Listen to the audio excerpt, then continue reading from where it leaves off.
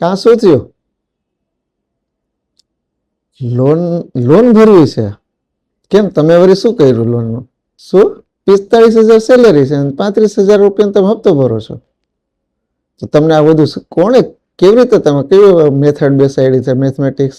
આઈફોનનો હપ્તો છે, ટ્રાવેલિંગનો હપ્તો છે, ક્રેડિટ કાર્ડથી પૈસા લીધા એનો હપ્તો છે, રાઈટ? તો આવી રીતે તમને શું થાય છે કે ભાઈ 1.5-2 લાખ રૂપિયાનો આઈફોન છે ને, ચાલો ભાઈ 5,000 ને 7,000નો હપ્તો છે, ચાલો લઈ લીધો, કોણ પૂછવાનું છે? કાંઈ પણ લેવા જશો ને તો તમે એમ વિચારશો હપ્તો તો 2,000નો છે ને, પણ તમે આવી રીતે નાની નાની વસ્તુ લેવા જાઓ છો, 2-3 મહિના પછી બીજી વસ્તુ, 3-4 મહિના વળી ત્રીજી વસ્તુ. તો આમ કરતાં કરતાં તમને નથી ખબર પડતી કે તમે ક્યારેક દેણાના ચક્કરમાં ફસાઈ જાઓ છો. સેલેરીના 60-70-80% જેવા પૈસા જો તમે ખાલી દેણામાં જ જતા જશો તો તમે જિંદગીમાં ક્યારેય શાંતિથી વિથ ગ્રેસ તમે ક્યારેય જીવી નહીં શકો. મેક શ્યોર નવો ખાડો ખોદવાનો બંધ કરો.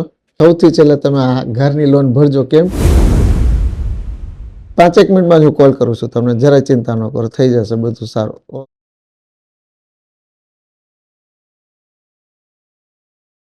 હા, યસ પ્રતિકભાઈ, બોલો બોલો. શું વાત છે? તમે ફોન કર્યો?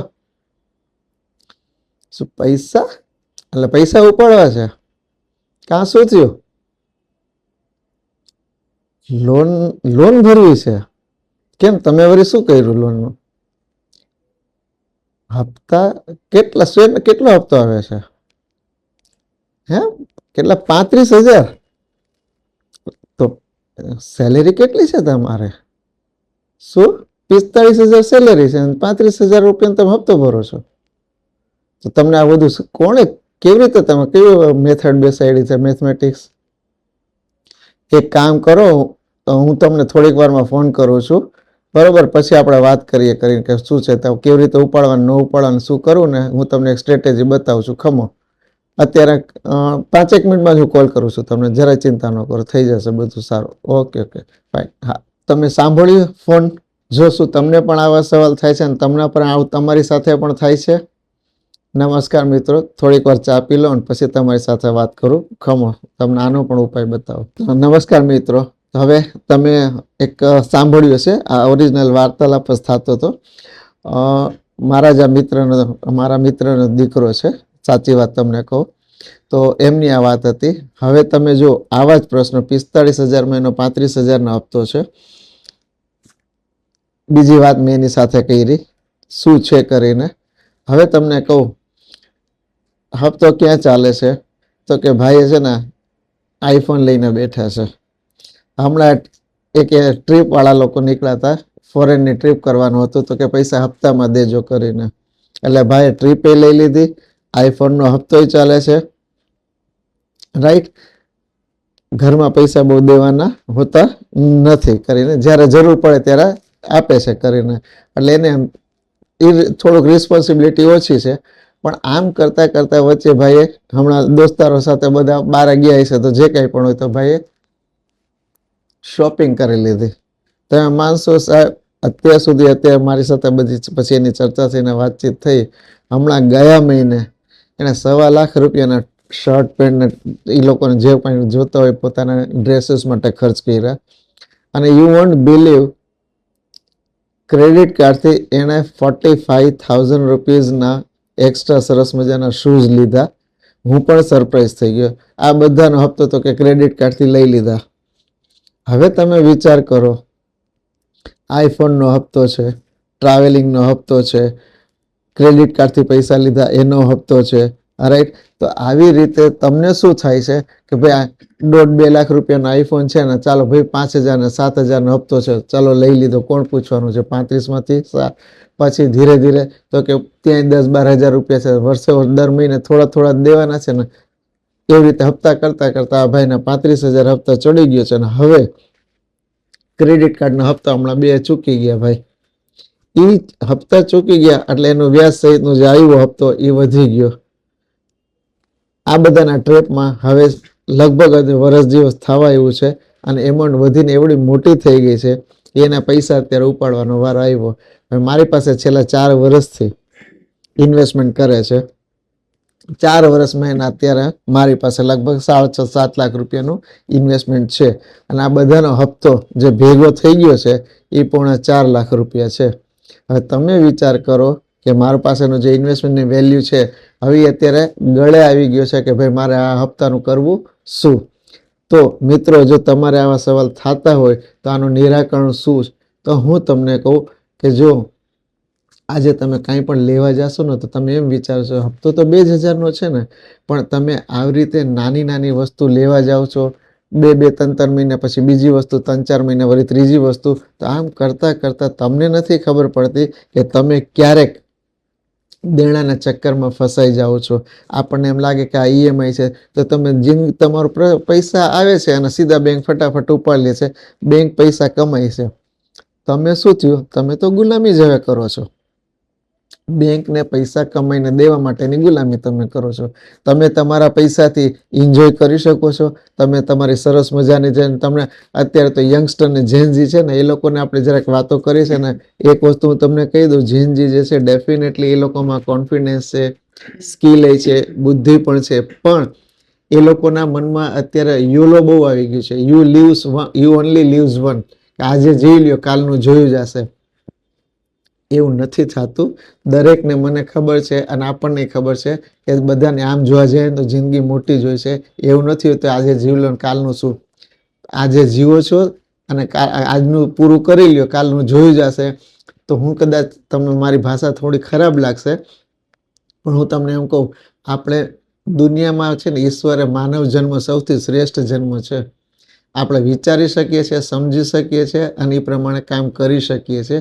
બાકી એ સિવાય તમે મને કોઈને પણ કહ્યું કે કોઈનામાં બુદ્ધિ છે, તો તમને જો બુદ્ધિ આપેલી છે તો એ બુદ્ધિનો સદુપયોગ કરવાનો છે. આપણે પૈસા કેવી રીતે વાપરવા, જો તમારા સેલેરીના 60-70-80% જેવા પૈસા જો તમે ખાલી દેણામાં જ જતા જશો તો તમે જિંદગીમાં ક્યારેય શાંતિથી વિથ ગ્રેસ તમે ક્યારેય જીવી નહીં શકો. તમારા આ ઉપાડવાનો ટ્રેસનો સૌથી મોટો સારામાં સારો ઉપાય છે કે તમે તમારી સેલેરીના જે કંઈ પણ સેલેરી આવતી હોય ને, જો એનો હપ્તો 30-35% વધતો જાય ને તો ત્યાં તમારે સ્ટોપ કરી દેવો પડે. તમારી જે કાંઈ પણ આશા આકાંક્ષા હોય 30%થી વધારે તમારો હપ્તો જવો જોઈએ નહીં. એ તમારે મેક શ્યોર કરવાનું.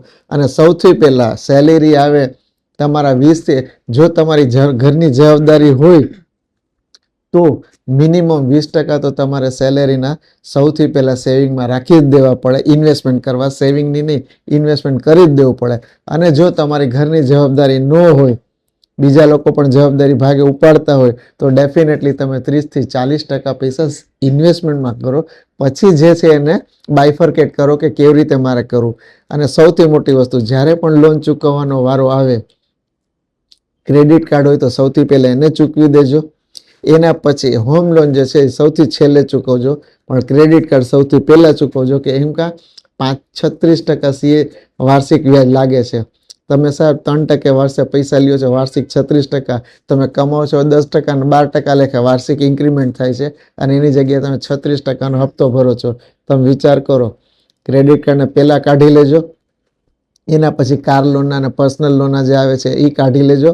પછી તમારા સૌથી છેલ્લે તમે ઘરની લોન ભરજો. કેમ કે ઘરની લોન ભલે 7.5-8% હોય છે, પણ એ કન્ટિન્યુ ઉતરતા જેમ જેમ તમે, એ ટર્મ લોન કહેવાતી હોય છે કે જેમ જેમ તમે પૈસા ભરતા જાઓ ને એમ તમારી લોનનો હપ્તો, વ્યાજનો હપ્તો ઓછો થતો જાય. એટલે એની ચિંતા સૌથી છેલ્લે કરજો. પણ એ સિવાયના કોઈ પણ હપ્તો હોય ને એને સૌથી પહેલાં તમે વાઇપ આઉટ કરી દેજો. ભલે એકવાર તમારે એવું લાગે 35%થી વધારે તમારે કોઈ પણ જાતનો હપ્તો થવો જોઈએ નહીં. તમે આ બધી વાત મારી સાંભળી અને સમજી, તો હવે આ બધામાંથી બહાર કેવી રીતે આવ અને શું વિચારવું જોઈએ, તો એના માટે હું એક જે મારો અનુભવ છે અને મારા જેટલા રોકાણકાર મિત્રો સાથે અનુભવ શેર કર્યા છે અને વાતચીત કરું છું, તો એ આધારે હું તમને એમ કહું છું કે સૌથી પહેલાં તમારી જે લોનની જે નાની મોટી હપ્તા જે ચાલતા હોય ને, જે 6 મહિના, 12 મહિનાના, 2-3 હજારના, એ સૌથી પહેલાં બંધ કરી દો હપ્તા.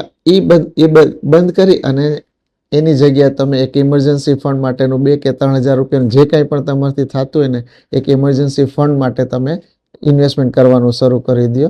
અને બીજું નક્કી કરો કે આવતા 1-1.5 વર્ષ 2 વર્ષ સુધી હું કોઈ પણ જાતની બીજી કોઈ જાતની લોન લઈશ નહીં. એના કારણે શું થશે કે તમારા બધી જાતના ધીરે ધીરે હપ્તા બંધ થવા લાગશે, રાઈટ. અને તમારે બીજી ભાષામાં તમે એમ કહો કે જ્યાં તમારા હપ્તા બંધ થાય તો એ બધા પૈસા તમે ઇન્વેસ્ટમેન્ટ તરફ, તમારા ઇમરજન્સી ફંડ તરફ તમે ઇન્વેસ્ટમેન્ટ કરવાનું શરૂ કરી દો, કે જેથી કરીને તમારે ક્યારેક જરૂર પડે તો તમારે ક્યાંય હાથ લાંબો કરવા જવું ન પડે, ક્યાંય લોન ન લેવી પડે. બીજી ભાષામાં કહું તો નવો ખાડો ખોદવાનું બંધ કરી દેજો. અને હપ્તાની વચ્ચે જે આવે, મેં તમને વાત કરી એવી નાની નાની એસઆઈપી શરૂ કરી દેજો, કે જેથી તમારું એક ઇમરજન્સી ફંડ પણ ક્રિએટ થાય. અને આ ઉપરાંત ફાઇનાન્શિયલ એડવાઇઝર પાસે જાજો. એક લક્ષ્ય સાથે નિર્ધારિત કરી તમારે શું જોઈએ છે એનો પ્લાન કરો, અને પછી એ પ્રમાણેનું છે ને તમે તમારા સેલેરીને જે રીતે તમારે ડિવાઈડ કરવાની હોય, કે આઈ મીન કે સેલેરીને કઈ રીતે પ્રોપોર્શનેટલી તમારે ઇન્વેસ્ટમેન્ટ કરવાનો વારો આવે, એ લક્ષ્ય સાથે તમે આગળ વધજો તો તમને બહુ જ સરસ, તમે એમ કહો ને કે એક સુખી જિંદગી જીવી શકશો. તમારું સ્ટ્રેસ ફ્રી રહેશે, તમારા બધા સપના પણ પૂરા થઈ શકશે. આ બધું તમે જ્યારે જશો ત્યારે મેં તમને લાસ્ટ વિડીયોમાં કીધું કે શોર્ટ ટર્મ તમે ટાર્ગેટ રાખીને પણ તમારી બધી ઈચ્છાઓ પૂરી કરી શકો છો. તો ડેફિનેટલી મને ફોલો કરજો આ વસ્તુ ઉપર.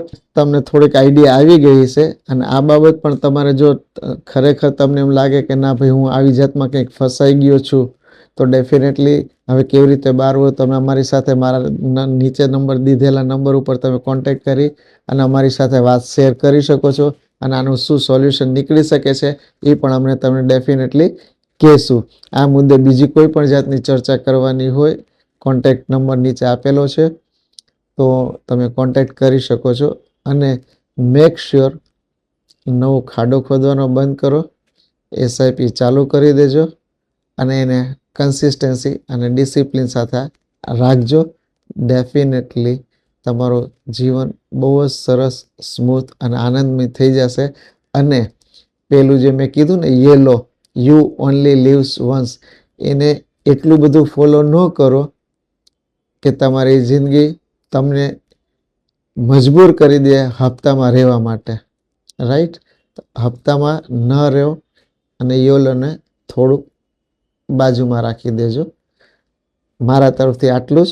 બીજી કોઈ પણ જાતની કંઈ જરૂરિયાત હોય, તમને એમ લાગે સલાહ લેવી છે, તો ડેફિનેટલી નીચેના નંબર ઉપર મને કોન્ટેક્ટ કરી શકો છો. અમે કાંઈ પણ એવું અમારી તરફથી જે પણ તમને થતું હશે સલાહ સૂચન અથવા સલાહ આપી શકશું. That's from all my side. Happy living and happy saving. Thank you.